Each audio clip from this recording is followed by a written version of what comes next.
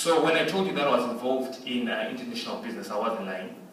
I was involved around the age of 16 because of the difficulties that were there in the economy. My mother and myself, we used to go and buy basic commodities as groceries in Botswana, Ramakwabani, Francistown, or in South Africa, Messina, Johannesburg.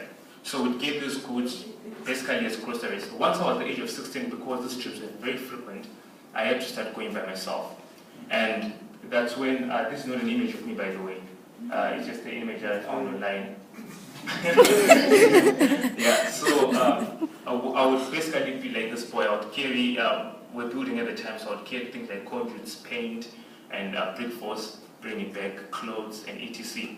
But I had a unique opportunity at the same time. I was learning at a private school where there was a market for people that wanted clothes, and they were not available in our economy. And secondly, there was an economy that was not supporting any kind of enterprise. As I said earlier on, if you were to buy something, for example, for $100, by the end of the day, it would be worth less than $700.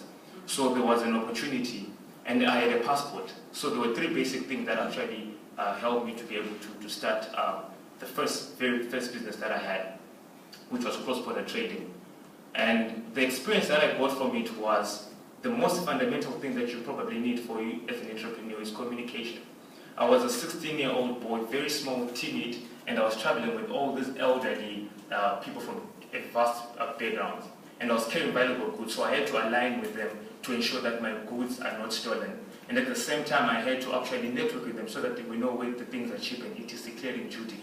For those that have done any form of cross-border, understand what's involved.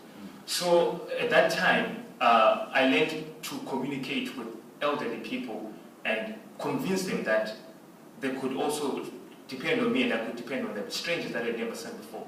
So relationships in business are very essential. They're probably all that you will ever need. You would need to make sure that the relations that you have are concrete. You have to ensure that the relations that you have are sustainable.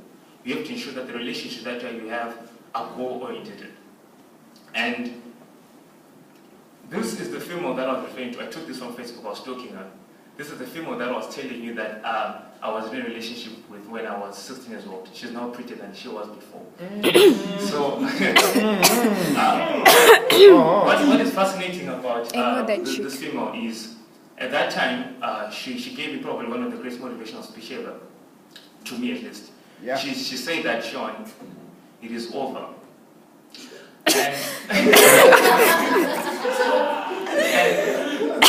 when she broke up with me, she went on to say this. She said, and it's a true story, she said that if you could have dated me, you can actually become anything. And there was an element of truth in that statement. Because at that particular point in my life, a lot of things were very wrong.